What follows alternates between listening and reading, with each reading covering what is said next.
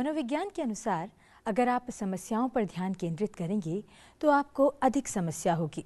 जब आप संभावनाओं पर ध्यान केंद्रित करेंगे तो आपके पास अधिक अवसर होंगे। और अगर आप समाधान पर ध्यान केंद्रित करते हैं तो आपके सामने जो भी समस्या है वो समाप्त हो जाएगी। सुप्रभात, मैं हूं आपके साथ शालिनी खंडेलवाल। सबसे पहले नजर मुख्य गतिविधियों पर। प्रधानमंत्री नरेंद्र मोदी का आज से 2 दिवसीय गुजरात दौरा। मेहसाणा में 5,800 करोड़ रुपए की विभिन्न परियोजनाओं का करेंगे लोकार्पण और शिलान्यास। अंबाजी मंदिर में करेंगे पूजा अर्चना। मंगलवार को केवड़िया में राष्ट्रीय एकता दिवस समारोह में होंगे शामिल। मन की बात कार्यक्रम में प्रधानमंत्री नरेंद्र मोदी ने किया ऐलान। देश के कोने कोने से आई मिट्टी से दिल्ली में बनेगी अमृत वाटिका। कहा, सरदार पटेल की जयंती के अवसर पर 31 अक्टूबर को रखी जाएगी मेरा युवा भारत संगठन की नींव। वोकल फॉर लोकल पर दिया जोर। त्योहारों के मौसम में स्थानीय उत्पाद खरीदने का किया आह्वान।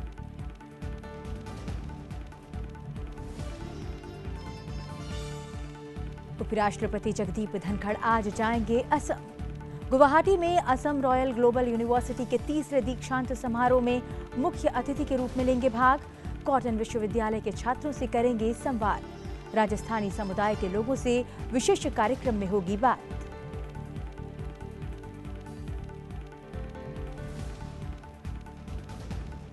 विदेश मंत्री डॉक्टर एस जयशंकर ने कहा, विदेश में रहने वाले भारतीयों की सुरक्षा मोदी सरकार की प्राथमिकता। 2015 से अलग अलग देश में फंसे भारतीयों को निकालने के लिए हर साल चलाया ऑपरेशन। इजरायल से भारतीयों को निकालने के लिए ऑपरेशन अजय भी सफलतापूर्वक जारी।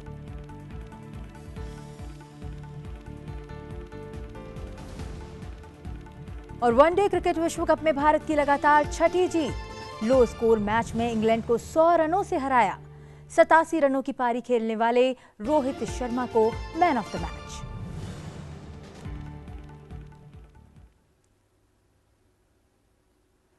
सुप्रभात में अब बात विस्तार से। प्रधानमंत्री नरेंद्र मोदी आज से गुजरात के 2 दिवसीय दौरे पर रहेंगे। इस दौरान वो 5,800 करोड़ रुपए की विकास परियोजनाओं का उद्घाटन और शिलान्यास करेंगे। प्रधानमंत्री आज मेहसाणा जिले के दाभोड़ा गांव में एक रैली में 5,800 करोड़ रुपए की विभिन्न परियोजनाओं का उद्घाटन और शिलान्यास करेंगे।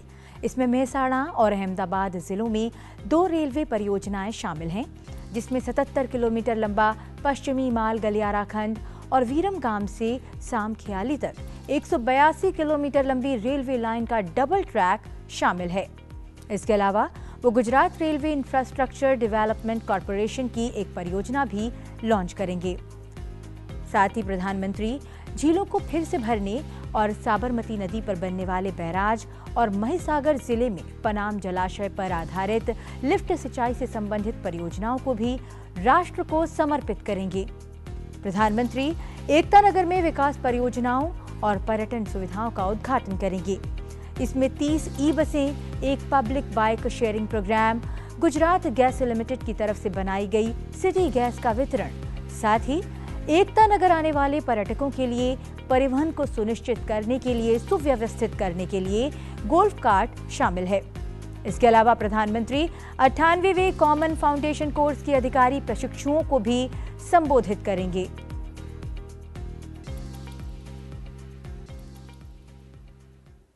रविवार को प्रधानमंत्री नरेंद्र मोदी ने अपने रेडियो कार्यक्रम मन की बात के 106वें अंक के माध्यम से लोगों को संबोधित किया। कार्यक्रम में प्रधानमंत्री ने युवाओं से अपने क्षेत्र के आदिवासी जनजातीय व्यक्तित्वों से सीख और प्रेरणा लेने का आग्रह किया। प्रधानमंत्री ने कहा कि इस बार त्योहारों की शुरुआत से पहले ही बाजारों में रौनक दिखने लगी है, लेकिन इसमें खास बात यह है कि वोकल फॉर लोकल का असर दिख रहा है। प्रधानमंत्री ने कहा कि इस बार त्योहारों पर खरीदारी के समय वोकल फॉर लोकल अभियान को ध्यान में रखें और कहीं भी जाते समय लोकल लोगों से ही खरीदारी करने की आदत डालें। प्रधानमंत्री ने कहा कि इस वर्ष 15 नवंबर को भगवान बिरसा मुंडा की जयंती जनजातीय गौरव दिवस के रूप में मनाई जाएगी। आने वाले 15 नवंबर को पूरा देश जनजातीय गौरव दिवस मनाएगा। ये विशेष दिन भगवान बिरसा मुंडा की जन्म जयंती से जुड़ा है। भगवान बिरसा मुंडा हम सबके हृदय में बसे हैं। सच्चा साहस क्या है और अपनी संकल्प शक्ति पर अड़िग रहना किसे कहते हैं, ये हम उनके जीवन से सीख सकते हैं। उन्होंने विदेशी शासन को कभी स्वीकार नहीं किया। उन्होंने ऐसे समाज की परिकल्पना की थी जहां अन्याय के लिए कोई जगह नहीं थी। वे चाहते थे कि हर व्यक्ति को सम्मान और समानता का जीवन मिले। भारतवर्ष में आदिवासी योद्धाओं का समृद्ध इतिहास रहा है। इसी भारत भूमि पर महान तिलका मांझी ने अन्याय के खिलाफ बिगुल फूंका था। इसी धरती से सिद्धो कान्हू ने समानता की आवाज उठाई। हमें गर्व है कि जन योद्धा टंट्या भील ने हमारी धरती पर जन्म लिया। हम शहीद वीर नारायण सिंह को पूरी श्रद्धा के साथ याद करते हैं, जो कठिन परिस्थितियों में अपने लोगों के साथ खड़े रहे। वीर रामजी गौंड हो, वीर गुंडा धूर हो, भीमा नायक हो, उनका साहस आज भी हमें प्रेरित करता है।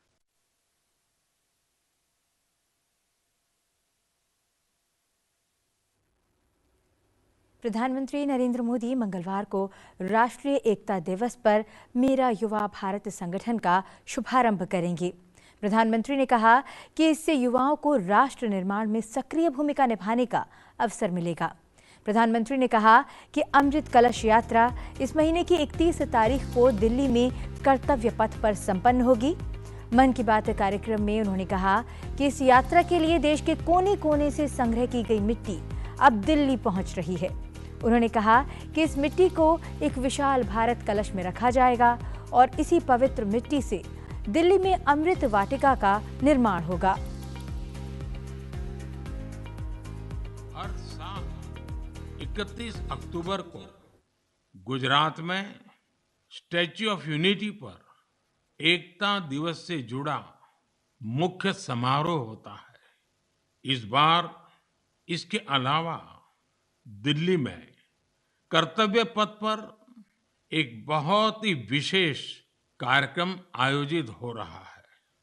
आपको याद होगा, मैंने पिछले दिनों देश के हर गांव से, हर घर से मिट्टी संग्रह करने का आग्रह किया था। हर घर से मिट्टी संग्रह करने के बाद उसे कलश में रखा गया और फिर अमृत कलश यात्राएं निकाली गई। देश के कोने कोने से एकत्रित की गई ये माटी, ये हजारों अमृत कलश यात्राएं अब दिल्ली पहुंच रही है। यहां दिल्ली में उस मिट्टी को एक विशाल भारत कलश में डाला जाएगा और इसी पवित्र मिट्टी से दिल्ली में अमृत वाटिका का निर्माण होगा। यह देश की राजधानी के हृदय में अमृत महोत्सव की भव्य विरासत के रूप में मौजूद रहेगी। 31 अक्टूबर को ही देश भर में पिछले 2.5 साल से चल रहे आजादी के अमृत महोत्सव का समापन होगा। आप सभी ने मिलकर इसे दुनिया में सबसे लंबे समय तक चलने वाले महोत्सव में से एक बना दिया। प्रधानमंत्री ने कहा कि इस अवसर पर मेरा युवा भारत नामक राष्ट्रव्यापी संगठन की नींव रखी जा रही है। इस संगठन से युवाओं को राष्ट्र निर्माण के आयोजनों में सक्रिय भूमिका निभाने का अवसर मिलेगा। प्रधानमंत्री ने इसके लिए युवाओं से mybharat.gov.in पर पंजीकृत करने और विभिन्न कार्यक्रमों के लिए साइन अप करने की अपील की है। इस वेबसाइट की शुरुआत शीघ्र ही की जाएगी। प्रधानमंत्री ने कहा कि कि लौह पुरुष पटेल को 580 से अधिक रियासतों के जोड़ने में उनकी अतुलनीय भूमिका के लिए स्मरण किया जाता है। हर साल 31 अक्टूबर को उनकी जयंती पर मुख्य आयोजन गुजरात में स्टैच्यू ऑफ यूनिटी पर किया जाता है। प्रधानमंत्री ने लोगों से इस अवसर पर रन फॉर यूनिटी यानी एकता दौड़ का आयोजन करने और इसमें बड़ी संख्या में शामिल होने की अपील की। 31 अक्टूबर का दिन हम सभी के लिए बहुत विशेष होता है। इस दिन हमारे लौह पुरुष सरदार वल्लभ भाई पटेल की जन्म जयंती मनाते हैं। हम भारतवासी उन्हें कई वजहों से याद करते हैं और श्रद्धापूर्वक नमन करते हैं। सबसे बड़ी वजह है देश की 580 से ज्यादा रियासतों को जोड़ने में उनकी अतुलनीय भूमिका। प्रधानमंत्री कल 31 अक्टूबर को नई दिल्ली के कर्तव्य पथ पर मेरी माटी मेरा देश अभियान के समापन कार्यक्रम को संबोधित करेंगे। ये कार्यक्रम मेरी माटी मेरा देश अभियान की अमृत कलश यात्रा के समापन का प्रतीक होगा, जिसमें 766 जिलों के 7000 ब्लॉकों से अमृत कलश यात्री शामिल होंगे। ये कार्यक्रम आजादी का अमृत महोत्सव के 2 साल लंबे चले अभियान के समापन का भी प्रतीक होगा, जो भारत की आजादी के 75 वर्ष पूरे होने का जश्न मनाने के लिए 12 मार्च 2021 को शुरू हुआ था। 36 राज्यों और केंद्र शासित प्रदेशों से 17,000 से अधिक अमृत कलश यात्री रविवार को राष्ट्रीय राजधानी दिल्ली पहुंचे। आज सभी राज्य अपने अपने ब्लॉक और शहरी स्थानीय निकायों का प्रतिनिधित्व करते हुए एक भारत श्रेष्ठ भारत की भावना को दर्शाते हुए अपने अपने कलश से मिट्टी को एक विशाल अमृत कलश में डालेंगे। कल की शाम को प्रधानमंत्री नरेंद्र मोदी अमृत कलश यात्रियों और राष्ट्र को संबोधित करेंगे और देश के लिए अपने प्राण न्यौछावर करने वाले वीरों को याद करेंगे। कार्यक्रम के दौरान प्रधानमंत्री इलेक्ट्रॉनिक माध्यम से इंडिया गेट के पास अमृत वाटिका की आधारशिला भी रखेंगे।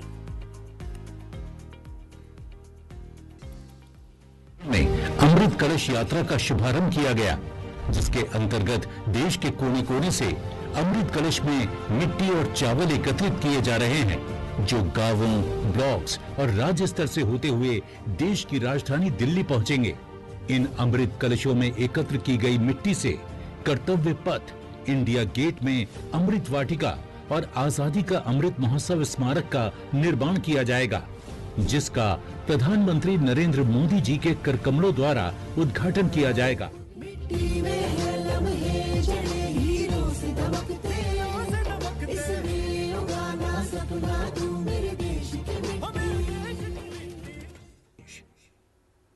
उपराष्ट्रपति जगदीप धनखड़ आज असम की यात्रा पर रहेंगे।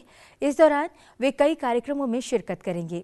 उपराष्ट्रपति आज सुबह करीब 11:30 बजे कॉटन यूनिवर्सिटी गुवाहाटी के संकाय सदस्यों और छात्रों से मुलाकात करेंगे और उनसे बातचीत करेंगे। उसके बाद लगभग 2:30 बजे गुवाहाटी में उपराष्ट्रपति रॉयल असम ग्लोबल यूनिवर्सिटी के 3रे दीक्षांत समारोह में मुख्य अतिथि के तौर पर शामिल होंगे। शाम को 4:15 बजे उपराष्ट्रपति बृहत्तर गुवाहाटी मारवाड़ी समाज के कार्यक्रम में मुख्य अतिथि के रूप में शामिल होंगे। रविवार को उपराष्ट्रपति जगदीप धनखड़ ने कहा कि विशेष आवश्यकता वाले बच्चों के लिए गरिमापूर्ण जीवन सुनिश्चित करने के लिए सभी को एक साथ मिलकर प्रयास करने चाहिए, ताकि वे समाज में समावेशन की भावना हासिल कर सकें। उन्होंने ऐसे बच्चों के लिए एक ऐसे भविष्य बनाने की भी अपील की जहां हम उनके जीवन को सुरक्षित और सार्थक बना सकें। नई दिल्ली में हिगाशी ऑटिज्म स्कूल के उद्घाटन समारोह में एक सभा को संबोधित करते हुए उपराष्ट्रपति ने कहा कि वो मां ही है जो विशेष जरूरतों वाले बच्चों के विकास को सुनिश्चित करने के लिए हर सुविधा का त्याग करते हुए सभी जिम्मेदारी अपने कंधों पर लेती है। इसलिए उन्होंने पुरुष वर्ग से अपने जीवन साथी के साथ कंधे से कंधा मिलाकर काम करने का आह्वान किया। जब बच्चे को ऑटिज्म की चुनौती का सामना करना पड़ता है और उसे सहायता की आवश्यकता होती है।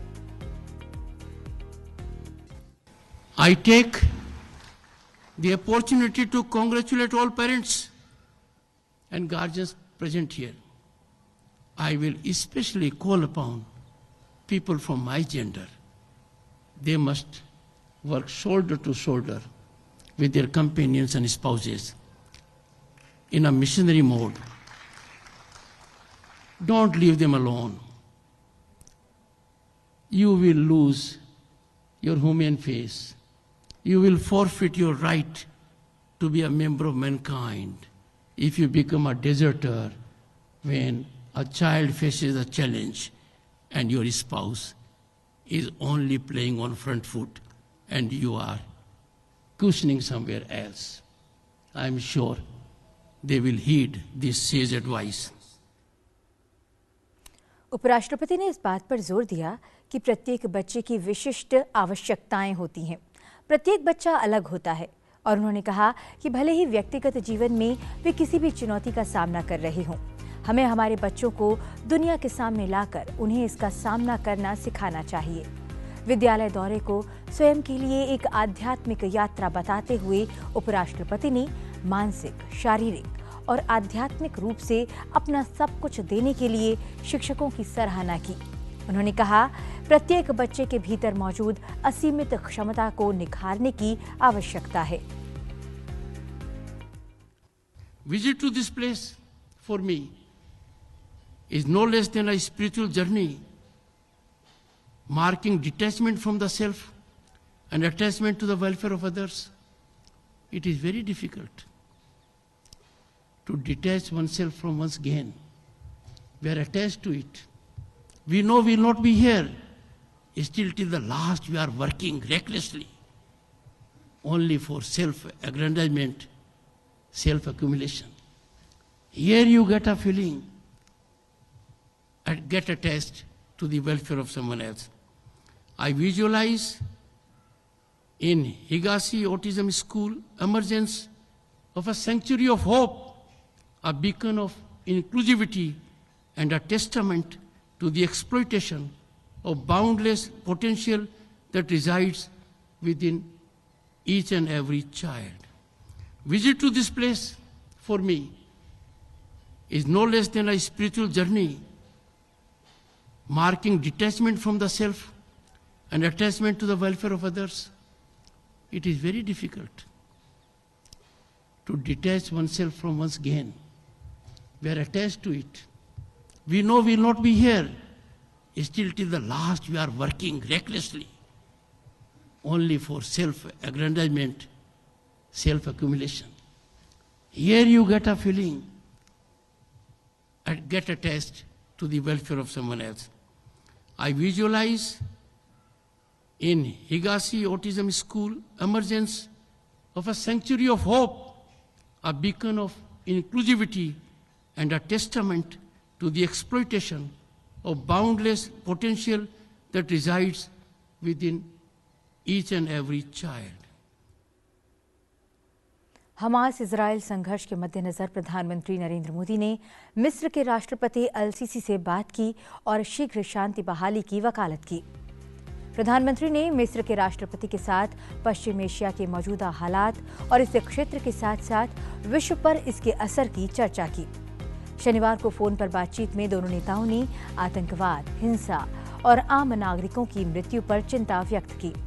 प्रधानमंत्री ने इजराइल फलस्तीन मुद्दे पर भारत के दीर्घकालिक और सैद्धांतिक दृष्टिकोण को दोहराया। प्रधानमंत्री ने फलस्तीन के लोगों के लिए भारत की विकास संबंधी साझेदारी और मानवीय सहायता का उल्लेख किया। दोनों नेता शांति और स्थिरता की शीघ्र बहाली और मानवीय सहायता मुहैया कराने की आवश्यकता पर भी सहमत हुए। विदेश मंत्री डॉक्टर एस जयशंकर ने इजराइल से भारतीयों को निकालने के लिए चलाए जा रहे ऑपरेशन अजय का हवाला देते हुए कहा कि विश्व के अलग अलग देशों में रह रहे भारतीयों की सुरक्षा तय करना हमारी प्राथमिकता है। विदेश मंत्री ने ये बात भोपाल में टाउन हॉल में एक कार्यक्रम को संबोधित करते हुए कही। किसी देश के प्रवासी भारतीयों की देखभाल के महत्व पर जोर देते हुए विदेश मंत्री डॉक्टर एस जयशंकर ने कहा कि भारत ने संघर्ष के समय दुनिया के विभिन्न हिस्सों से अपने नागरिकों को वापस लाने के लिए 2015 से हर साल एक बड़ा अभियान चलाया है। विदेश मंत्री ने कहा कि 2015 से हमने हर साल एक बड़ा ऑपरेशन किया है। नेपाल में ऑपरेशन मैत्री, यमन में ऑपरेशन राहत, दक्षिण सूडान में संकट मोचन। यह आज आवश्यक है और इसे आज ही करें। आपके पास तैयारी, सोच, योजना और संसाधन होने चाहिए। Almost every year we have had one big operation somewhere. Operation Maitri in Nepal, Operation Rahat in Yemen, Sankat Mochan in South Sudan. So this is today necessary. Through Vande Bharat mission, we brought back to India 70 lakh people, 7 million people. No country in the history of the world has ever done this. How many people we brought back? So now, for us today, this is something which is very much part of our foreign policy, which impacts you personally.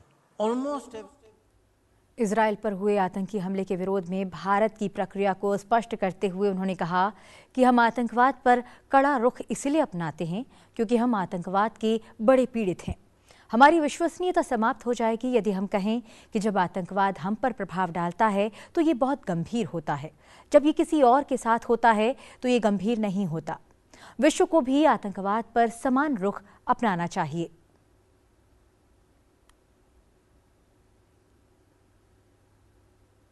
Andhra Pradesh के विजयनगरम जिले में Howrah Chennai line पर रविवार शाम को 2 यात्री train की टक्कर में मरने वालों की संख्या 13 हो गई है और 50 यात्री घायल हो गए हैं।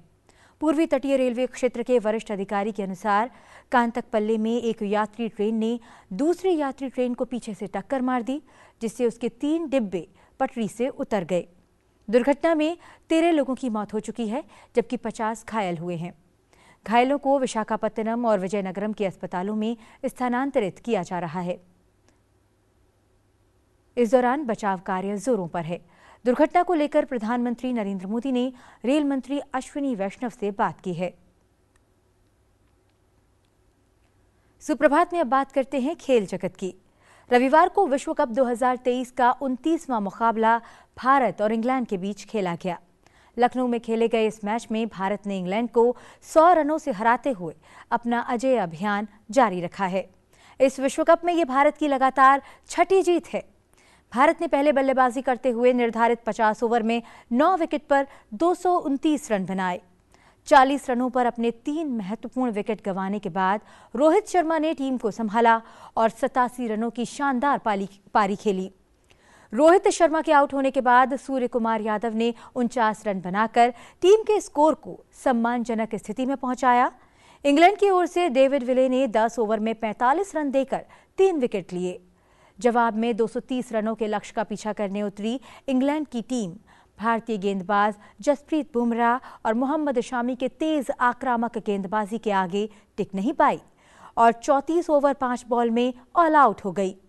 इंग्लैंड की टीम कुल 129 रन ही बना पाई।